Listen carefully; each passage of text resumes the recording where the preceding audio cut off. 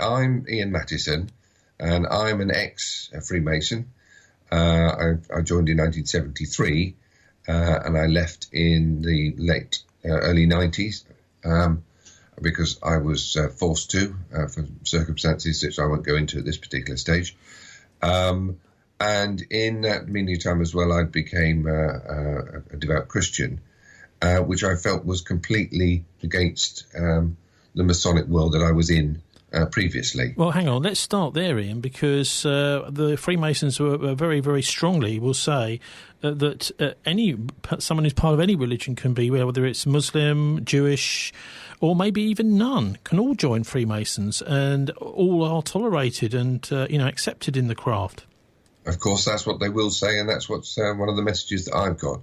But I would say that it is, and in the films that I've just been watching, one of the senior Masons describes it as a secular society. And if you look up the dictionary definition of a secular society, it has nothing to do with religion or faith. And yet within Masonry lodges, there are prayers said, there are lodge chaplains who invariably are ministers of the cloth.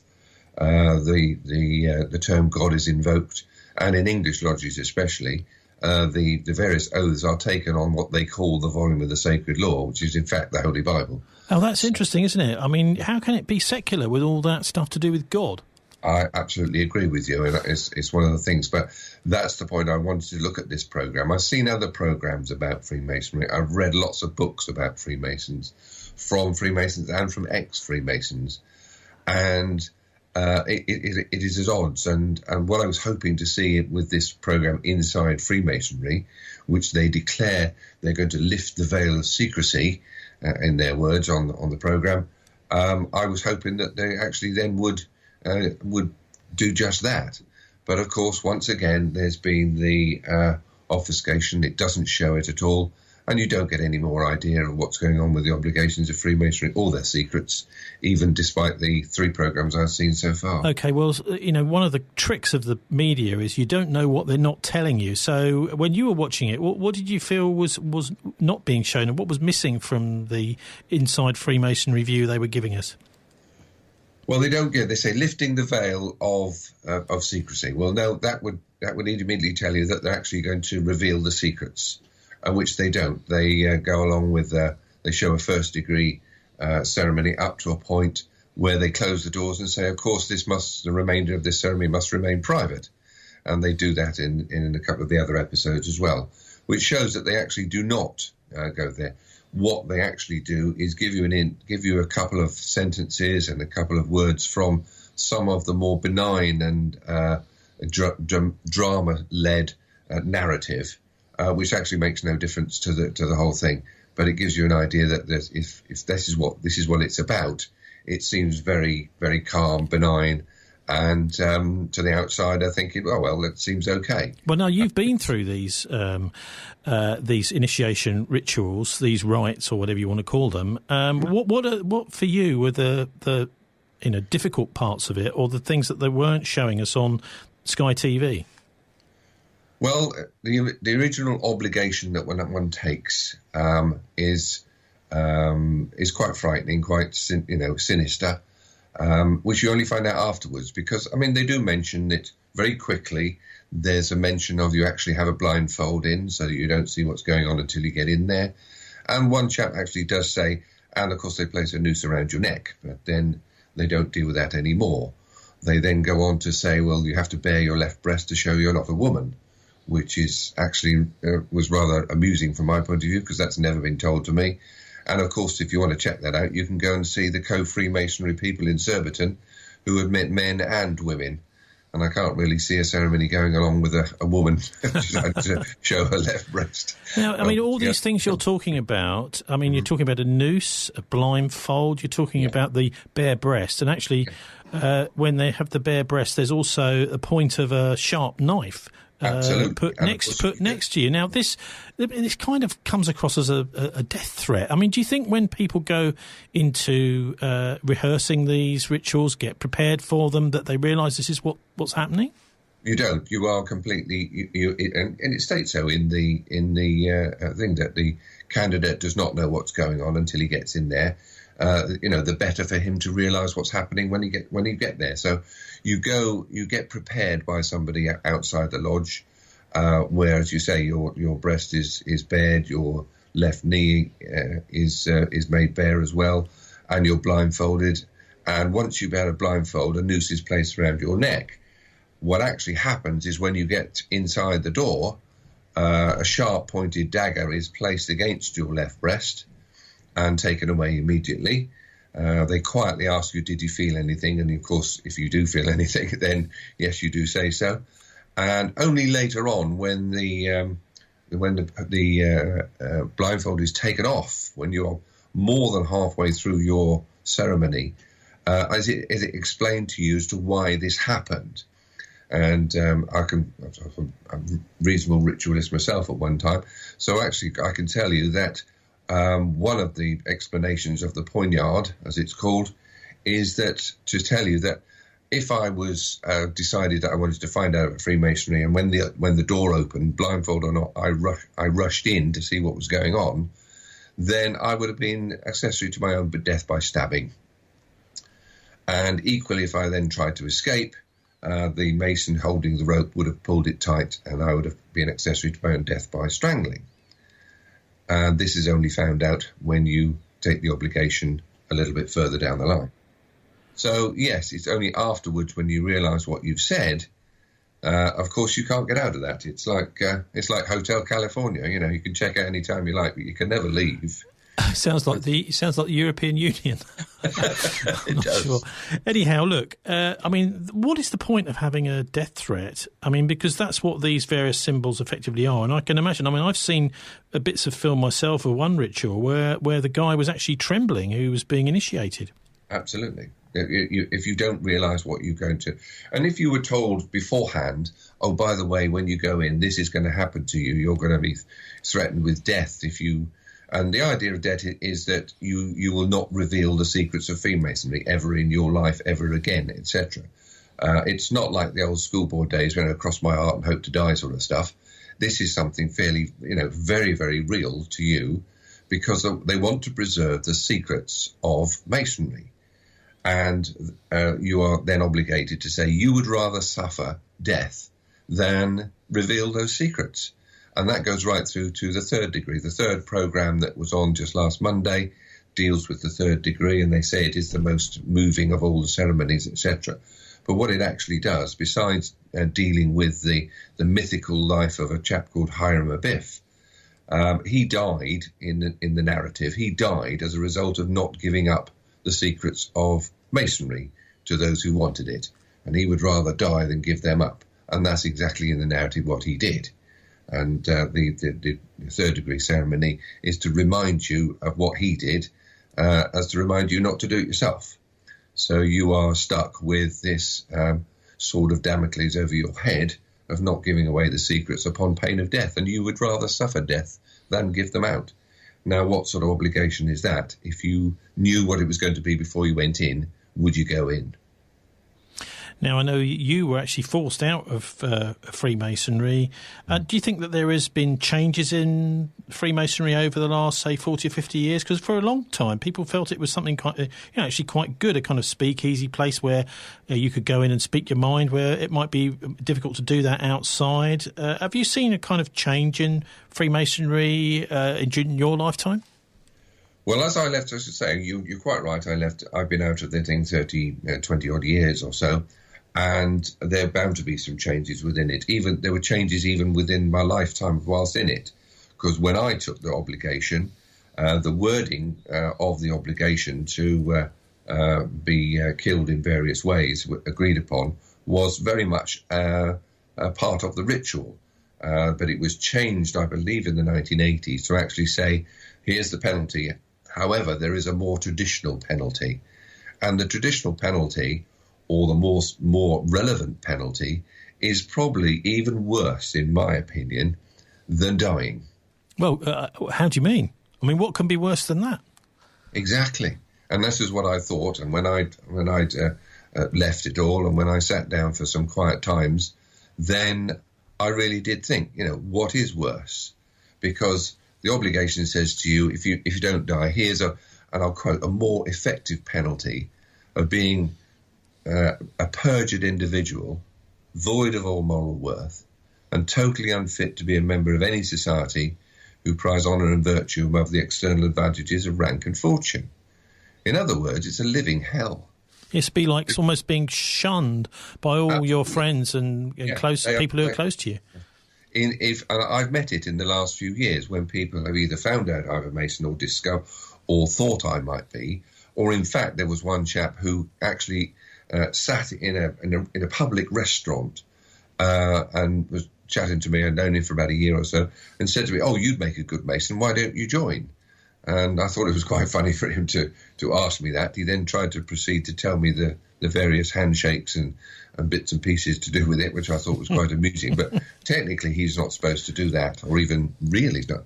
But I believe later on he might have made some inquiries through lodge systems. And if you make an inquiry through the lodge system, you can easily find out whether I've been excluded, resigned, left, whatever. And from that moment onwards, I found out from him that he did not want to know me ever more. He sent an email to somebody saying, "I never want to work with this man ever again," etc. And I believe that was some his colleagues, etc., who were in his particular lodge, had either found out somehow, and certainly from being a very good friend for a couple of years and really helped him out, and he helped me out. Suddenly, I was cut off, and as you say, completely, didn't want to know me at all. Well, you've touched on an area there of sort of doubt and possible paranoia and conspiracy theory. I mean, a lot of people say, "Oh, well, the Masons are out to get me." How do you know if they really are? Because they may be. And because of that, to me, in my mind, is that obligation. Yes, I might be being paranoid. I've been very fortunate in even outside Freemasonry and left it alone. I've been fortunate is that I picked up my career from the ground upwards again, and I've had a pretty good career in the last sort of 25 years or so. But always I have been wary of the Freemasons who I've come across. And of course, being an ex-Freemason myself, I can recognise and know who a Freemasons are, and I can take steps to avoid being associated with them. But I recognise them. They're not these days. They're not so not so closed. They're rather more open about their membership, etc., than it was, say 30 years ago, when it was quite exclusive. Okay, well, back to this programme. What else have you noticed about that to make as part of your review?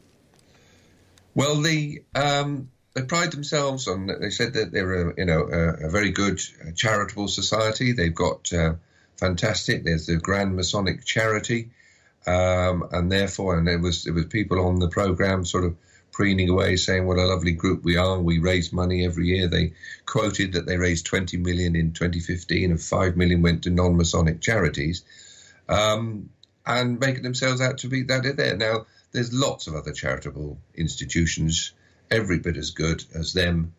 So they're no different. And why in the program like this would they need to make themselves to be sort of so much better than any of the others? Because that's what they're saying.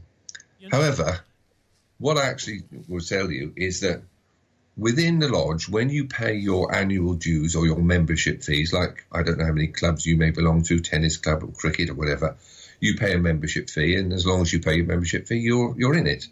And within the membership fee of a lodge member, within his obligatory fees, which he's got to pay every year, there are contributions are taken out of those fees towards local, provincial, and the grand charity.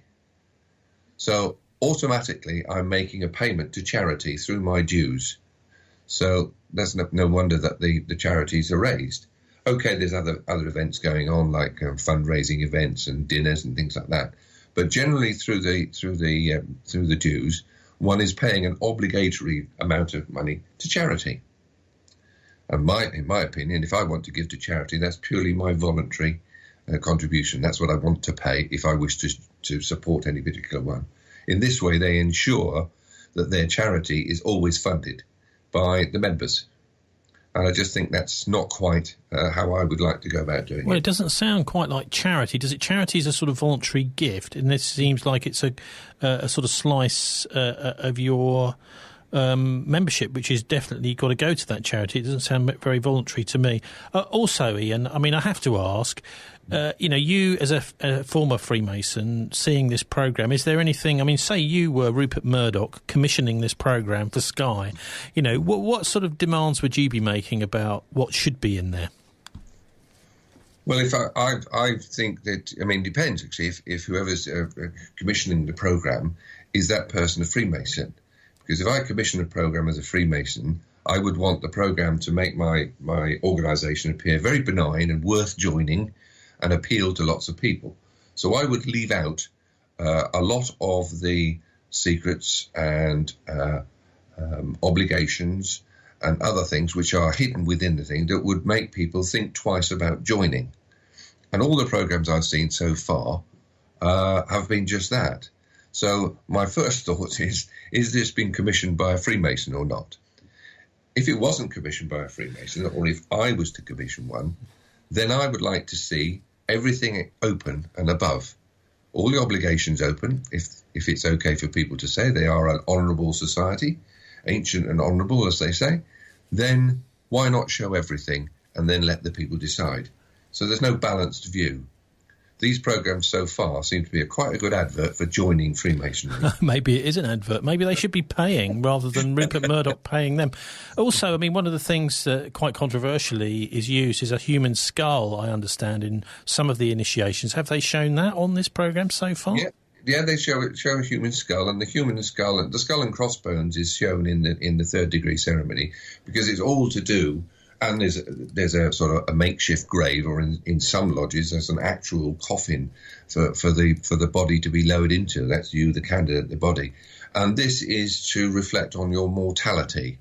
As we say, the story of Hiram Abiff, the chap who's the architect of the, well, actually it shows, and you enact out the killing of him, and then the raising of him afterwards. Back to life. Well, actually, he doesn't come back to life. He raises you up, and from the way he's raised up, are the third degree secrets are then revealed to a master mason. But they're purely parts of mortality, as you and I would see. You've seen the skull and crossbones on pirate ships. You've seen skull and crossbones in churches, etc. Well, hang on a minute, because also the skull and crossbones were on the peaks of the caps of all the SS Nazis in the Second World War. It's also a symbol involved in black magic too. I mean, it does seem as if there is a bit of a negative connotation to this, and yet the Masons seem to embrace it. Yeah, they want to embrace it, yes. But, I mean, one of the things about the Masons is that, I mean, again, go back to the first degree. When you're given your obligation, you're given what's known as a sign, a token, and a word. And the sign is given, and I don't know if you want to do the gesture, but if you open your right hand and stick your left thumb out at right angles to it, and then draw it across your throat from your left ear to your right ear, and then let's bring it down to your side, that is the token of a Mason. First degree, although it's always the basic one, and it's symbolic of you having your throat cut across, because that's what you agree should happen to you if you give up the secrets of Freemasonry. The token, as they say, or the handshake, as everybody knows, is a particular one. As in first degree, you'll press the knuckle of the first finger of the other guy's hand, and so on and so forth. And the word, which is a token of word, is taken straight from the Holy Bible. There's nothing, there's no extra words here and there thought up or whatever. They're taken straight out of the Holy Bible, as is the Fellowcraft is taken the story of the building of King Solomon's temple. And here we are now back within taking stories out of the Holy Bible or the Christian Bible or whatever you want to call it, and yet is applied to what they've called, and in the programme they says, we are a secular society. bit at odds there, aren't they? Yeah, they are, yes. Anyway, so we'll have a few more of these episodes. Ian, the other thing, of course, is when someone is a Freemason and you meet them as an ex-Mason, is it actually easy for you to suss out that there's another Mason there? 20 years ago, I would probably say be a bit more difficult. The Masons at the time, 20, 30 years ago, were rather more circumspect. They never really... Today, with programs like this one going out, people wear... certainly if you go from German Freemasonry that coming back over here, there is the English-speaking Freemasons in Germany, etc. So if you see somebody wearing, certainly a man wearing a little forget-me-not badge in his left lapel, he's probably a Mason. Also, there's other people who actually, and they're not discreet amongst each other when they talk, and you only need to listen to them, the way they talk, and some of the ritual, some of the comments, and the ritual comes out from them. Now, listen. I mean, I overheard a conversation with the chair of planning back in the 1990s at Bristol City Council. It was at a public meeting, and some developer was giving him a bit of jip and hassle about, are you going to give me planning permission next week? And he said, well, let's not talk about it now. Let's talk about it on the level. Now, I may be a bit of a conspiracy theorist, a bit paranoid, thinking that may have been some Masonic code. What do you think? Well, it could be, because there's various things that somebody could say, let's go and meet on the square. Or we'll meet on the level somewhere. And they'll make some sort of comment to each other to then see if each other is a Mason. If they are Masons, if they do suspect, so if I suspected somebody was a Mason, and even today if I suspected somebody, I could, within a few seconds and a few comments here and there, find out whether he was indeed a lodge member. OK, so there's a kind of code, isn't it? It's a sort of secret code, really. It's not so much secret, it's if you know the language. I mean, if you were a Shakespeare buff and walked into a room of non-Shakespeare buffs except one, you could quote, say, a few couplets from Hamlet or one of the sonnets, and you'd sooner or later he would suddenly realise, oh, you're quoting Shakespeare, I'm a Shakespeare buff, and go and meet you. It's the same sort of thing. There's ritual in there that you can do. I don't know if you want me to give you an example. Yeah. Well, I did. I was in one of my last military units, and there were 4 or 5 chaps who all came out into the little foyer. I was duty officer at the time, but they'd all gathered for their evening. They were going somewhere for the evening. They were all in blazers and little forget-me-not on their lapels. And one of them was talking about the types of pillar that you've got in the unit there, in some various buildings in London, what types of columns they are, what architecture columns they are. And they just turned around to me and said, well, what columns do you think they are? Now, I suspected that they were off to a Masonic meeting.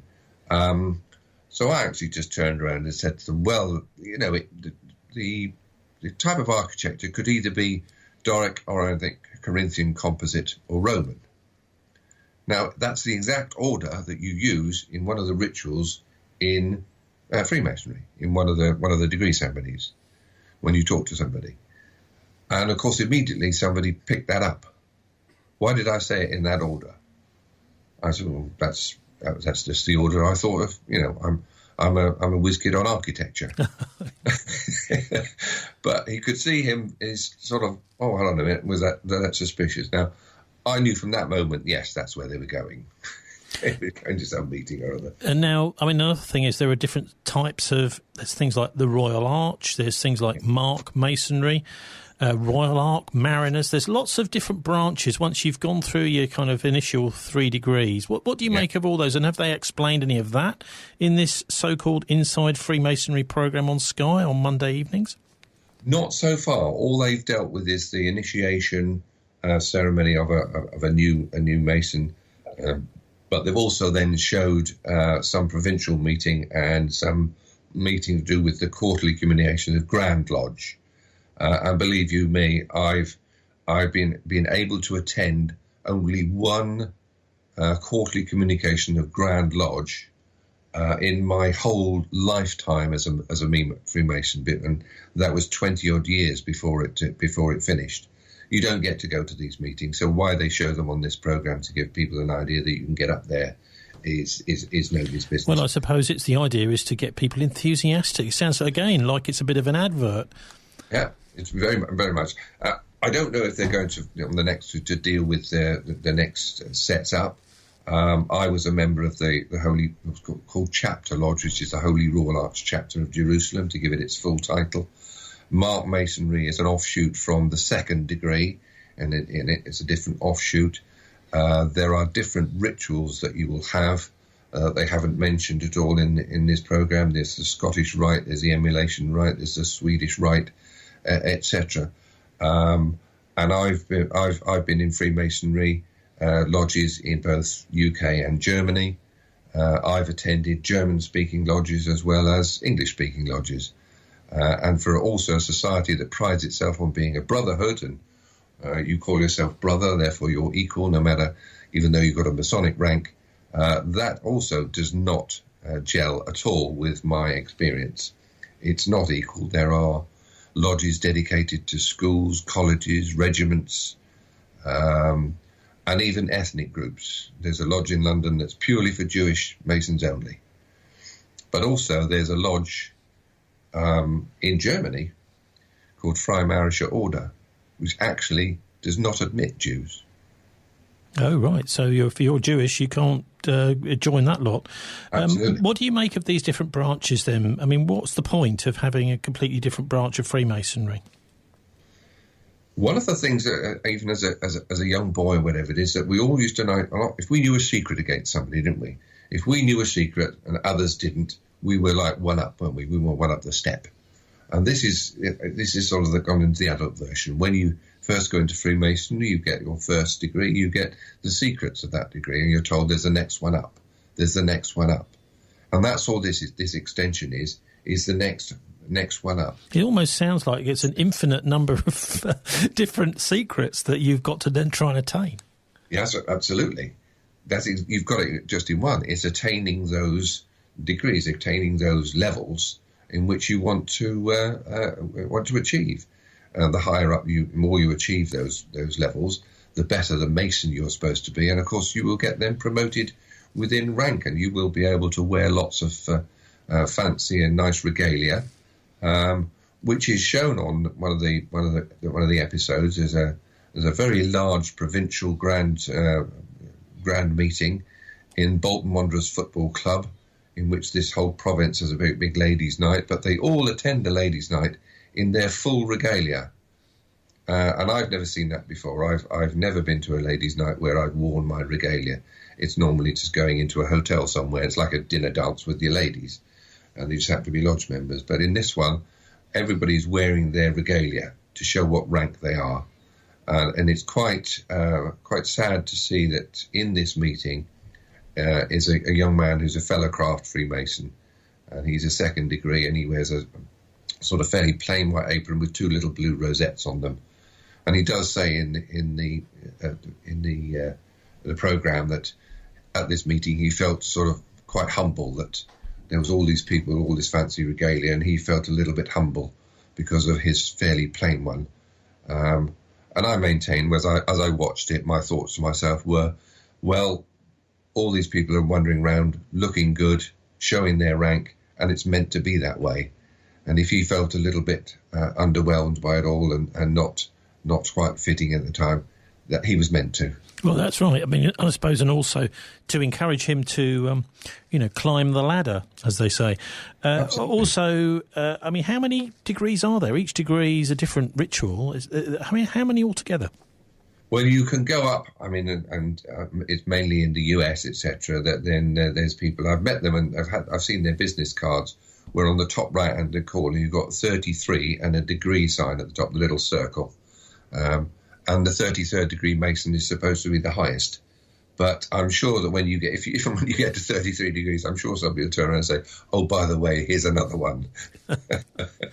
Also, I mean, you yourself were in the military. Are there any areas of public life or business or wherever? I mean, you mentioned the church too.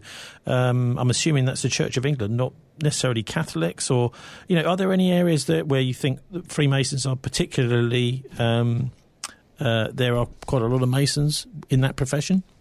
Well, there's a lot of Masons in the army. There's lots of army lodges formed years ago, and there's lots of, as you say, there are lots of other military lodges as well. There's naval ones, etc.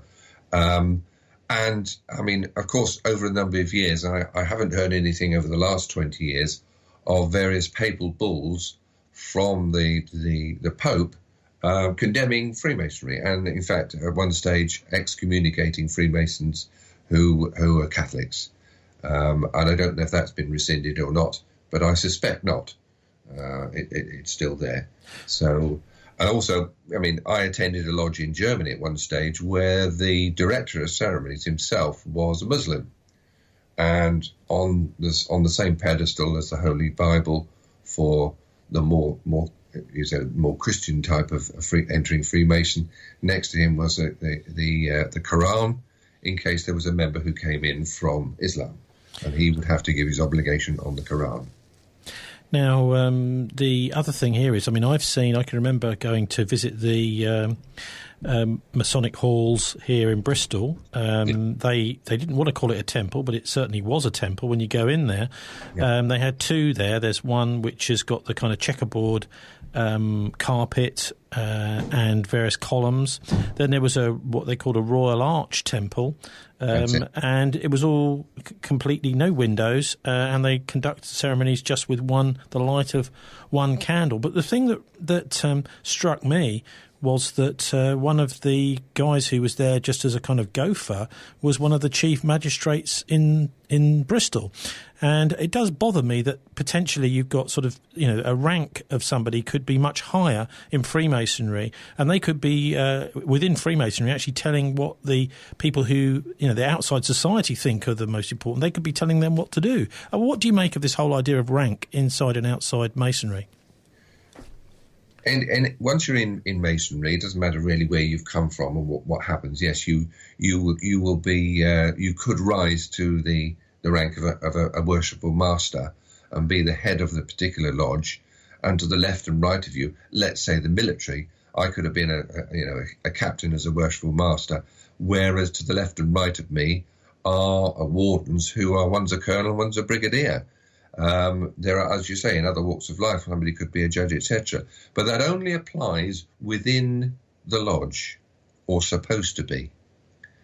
And quite often, it has been, once you go out the lodge, take off your lodge regalia, etc., one is then usually reminded in quite no uncertain terms by those of higher station in life that, by the way, you're only senior to me once you're in there. Once you come out, I'm now brigadier, I'm now judge, I'm now head policeman, etc. You're reminded quite sternly that your place only is ranked within the lodge is once the meeting is started.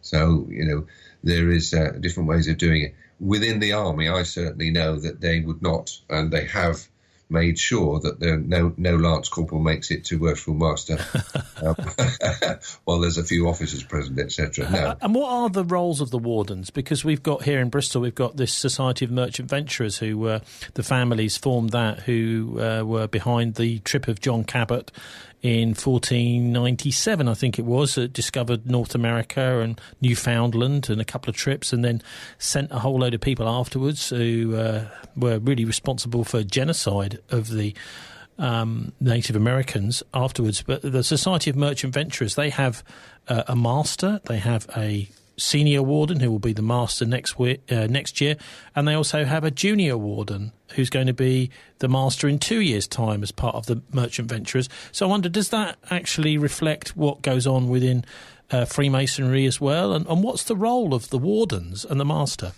Oh, very much. As you say, it's to create a hierarchy. The Freemasonry didn't start off brand new. It copied a lot of things from a lot of areas. And so a master is like the head of the team. The junior and senior wardens are basically his deputies, and they will have certain duties within their areas. Like the master sits in a chair in basically the east end of what the lodge is.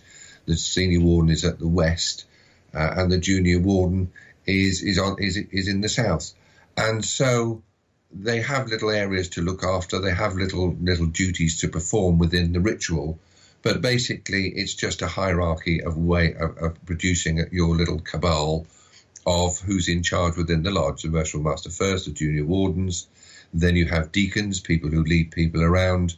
And then you will have various people further down the rank before your general master mason sits around with the other masons, the new ones, etc.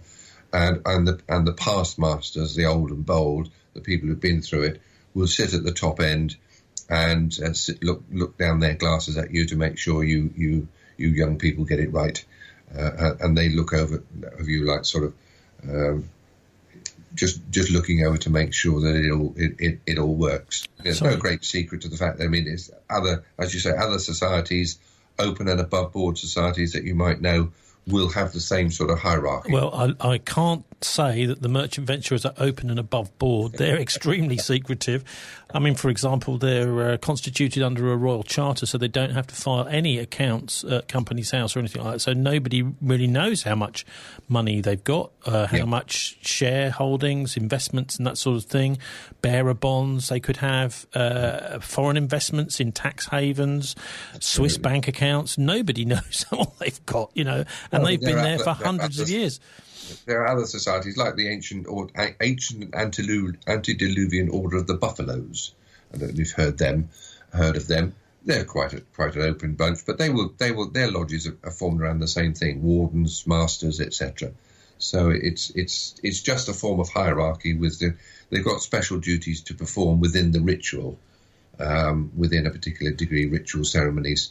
The junior warden might take the lead in some of it, and the senior warden some other times, etc., to share the load with the master of what's going on. And eventually one of the wardens will become the master of a lodge.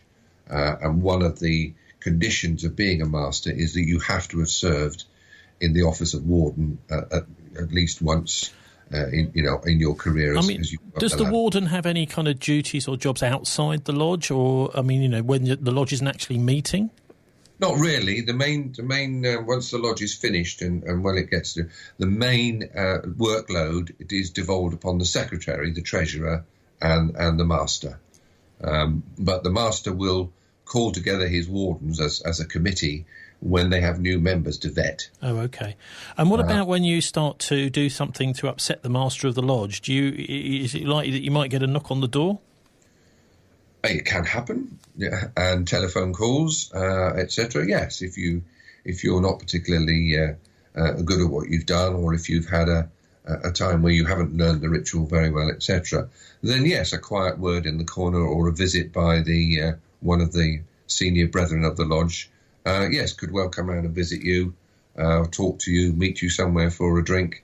And persuade you to do a little better, shall we say? Yes, I want to have a word with you about X, Y, Z. Anyway, also, we've got a couple of weeks of this to go. Is there anything you're really hoping that they do put in these last few episodes to give this series a little bit of credibility that means it's not just a kind of cheap advert for joining Freemasonry, which does suggest maybe that the Freemasons are a little bit desperate for members?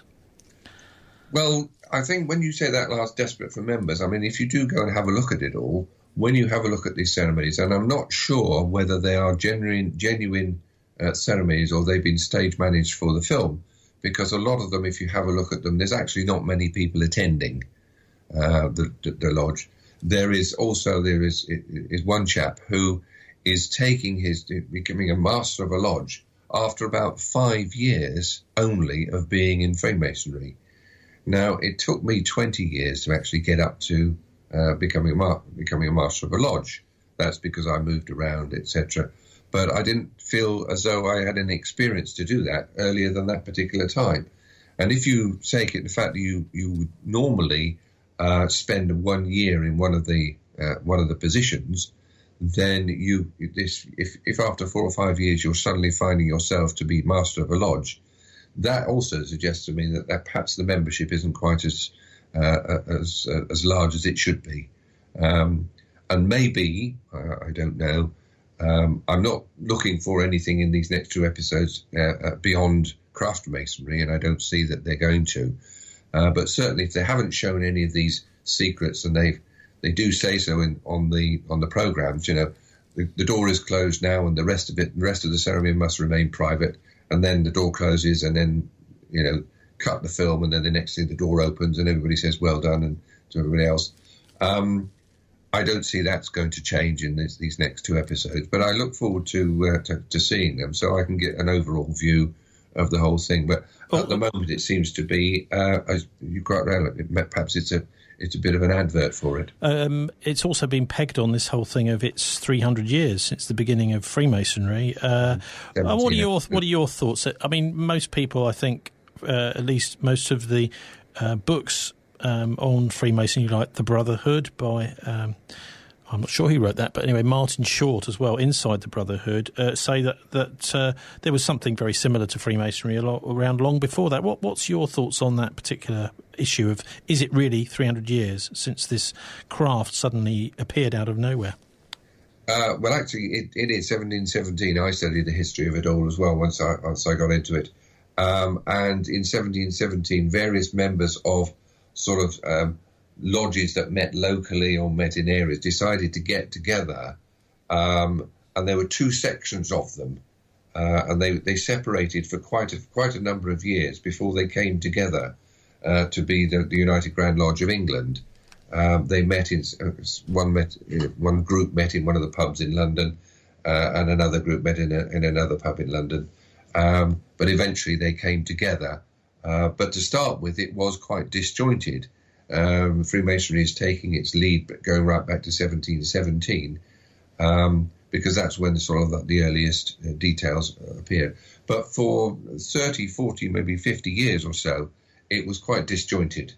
It even got to the stage where the governments of the day were thinking of proscribing Freemasonry because they thought it wasn't actually all as benign as it was meant to be, and there were various conspiracies sought to emulate from. Now, I mean, one of the things we've heard is that Hitler, one of the things that the Nazis did was actually ban Freemasonry. Is that true? There is. I think I've certainly read and know that yes, they were one of the prosecuted sections of society that Hitler wanted to banish, and he wanted to, and I believe there was people going to. Went to the gas chambers and went to the concentration camps of various ethnic groups, etc. One of which were Masons. Yes, that is what I believe, and that's what I've read. So I would tend to believe that yes, he did that. However, if you look then at the history of what Goebbels was trying to do at Wewelsburg in the castle in southern Germany, I don't know if you've ever been or know of that background, where he was trying to get the Aryan race together. And if you go, I've seen a program where it shows the inner workings of Wewelsburg down in the cellars of there, where he was trying to get this thing together. It looked very much like a similar type of checkered floor, etc., with various ornaments around the area. Well, you know what you're suggesting there is that the Nazis had their own kind of version of Freemasonry, and anyone that was outside it that would possibly be a threat. You would not be wrong in thinking that if you saw what I saw at what was going on at Wewelsburg. Yeah. So what was going on there? Well, that was where Goebbels wanted to set up his headquarters afterwards. It's a very distinctive castle. Go on to the internet and have a look, because it's like in a triangle form with sort of round towers on the apexes of the triangles, and it's quite a sort of distinctive place. And I didn't get too much of a glance of the whole, taking the whole program. It was part of another program what they were trying to do, but certainly Goebbels wanted to establish back this famous Aryan race, going its history right back into the realms of what was previously Prussia and the old German way. That's what he was trying to do. That's how my history, I could be, I could sit here and be, told I not quite on the right thing, but that's what I've read so far. Okay, well, anyway, Ian, fascinating to hear from you. And I'll tell you what we'll do is when the series is finished, we'll ask you, if you don't mind, to do another, maybe shorter review, telling us, giving us the whole picture, because I find it rather irritating when we're supposed to be getting some sort of investigative journalism, and actually all we're really getting is an advert by the people who are supposed to be being investigated. It sounds like rather an insult, and I really, appreciate you coming on to give us some of your insight as a former Freemason yourself.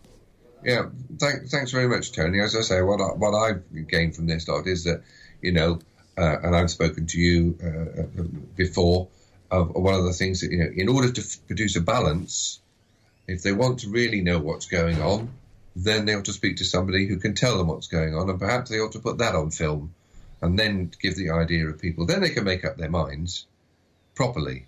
At the moment, as you say, they're being given the nicer side, the pleasant side of a society that loads of societies like that around, no different. But they have one difference, of course, is that Freemasons consider themselves much better than us mere mortals.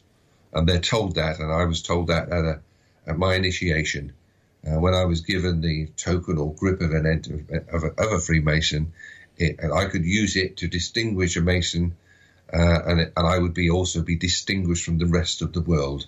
I was made to be very proud that I was now up above the normal run-of-the-mill human being outside of Freemasonry. I mean, is it stretching a point to say a master race?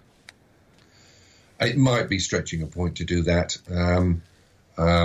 Other people would think that, but all I can say is that little bit of pride that is instilled in you to say that you're now much better than the average human out there, and anybody who's not a Mason is not a very good person anyway, is certainly promulgated within Freemasonry. And you're made to feel as though you're rather a special human being, because you know all the moral duties, you're an upright, stand-up, worthy person, etc., with the inference being that others who aren't in Masonry have a deficiency in these areas in their lives. Well, they call them the profane, don't they? And I've got some news for them. Everyone's special. Absolutely. And anyway, Ian, we'll speak to you in a few weeks' time, I hope. Thanks so much, Tony. Gentlemen, we have two basic suggestions for the design of this residential block, and I thought it best that the architects themselves came in to explain the advantages of both designs. That must be the first architect now. Ah, yes, it's Mr. Wiggin of Ironside and Malone. Good morning, gentlemen. This is a 12-storey block combining classical neo-Georgian features with all the advantages of modern design. The tenants arrive in the entrance hall here, are carried along the corridor on a conveyor belt in extreme comfort and past murals depicting Mediterranean scenes towards the rotating knives. The last 20 feet of the corridor are heavily soundproof. The blood pours down these chutes, angled flesh slurps into these large Excuse me. Did you say knives? Rotating knives, yes. Are you proposing to slaughter our tenants? Does that not fit in with your plans? No, we wanted a simple block of flats. Ah, I see. I hadn't correctly divined your attitude towards your tenants. You see, I mainly design slaughterhouses. Yes, a pity. Mind you, this is a real beaut. I mean, none of your blood caked on the walls and flesh flying out of the windows, inconveniencing passers-by with this one. I mean, my life has been building up to this. Yes, and well done. But we did want a block of flats. Well, may I ask you to reconsider? I mean, you wouldn't regret it. Think of the tourist trade. No, it's just that we wanted a block of flats and not an abattoir. Yes, well, of course, that's just the sort of blinkered Philistine pig ignorance I've come to expect from you. Non-creative garbage. You sit there on your loathsome spotty behind, squeezing blackheads, not caring a tinker's cuss about the struggling artist. You excrement! You lousy, hypocritical, whining toadies! With your lousy colour TV sets and your Tony Jacklin golf clubs and your bleeding Masonic handshakes! You wouldn't let me join with you, you black, bawling assault! Well, I wouldn't become a Freemason now if you went down on your lousy, stinking, polluted knees and begged me! Well, we're sorry you feel like that, but we did want a block of flats. Nice though the abattoir is. Oh, the abattoir, that's not important. But if one of you could put in a word for me, I'd love to be a Freemason. Freemasonry opens doors. I mean, I was a bit on edge just now, but if I was a Mason, I'd just sit at the back and not get in anyone's way. Thank you. I've got a second-hand apron. Thank you. I nearly got in at Hendon. Thank you. I'm sorry about that, gentlemen. The second architect is Mr. Levy of Wemyss and Dibble. Oh. Good morning, gentlemen. This is a scale model of the block. There are 28 stories with 280 modern apartments. There are 3 main lifts and 2 service lifts. Access would be from Dibbingley Road. The structure is built on a central pillar system with cantilevered floors in pre-stressed steel and concrete. The dividing walls on each floor section are fixed with recessed magnesium flange group. By avoiding wood and timber derivatives and all other inflammables, we've almost totally removed the risk of... Quite frankly, I think the central pillar system may need strengthening a bit. Isn't that going to put the cost up? It might. Well, I don't know whether I'd worry about strengthening that much. After all, they're not meant to be luxury flats. No, I quite agree. I mean, provided the tenants are of light build and relatively sedentary, and given a spot of good weather, I think we're on to a winner here. Yes. Oh, thank you. Quite agree. Thank you very much. Thank you. It opens doors, I'm telling you. Let's have a look at that handshake again in slow motion. Well, that's all for this week. Dialects Bristol's first weekly MP3 podcast. If you're online, you can subscribe to our emails or download the podcast from dialectradio.co.uk. Thanks to our guest, Ian Mattison, former Freemason, reviewing Rupert Murdoch's Sky TV series Inside Freemasonry, which is on every Monday at the moment at 8 p.m.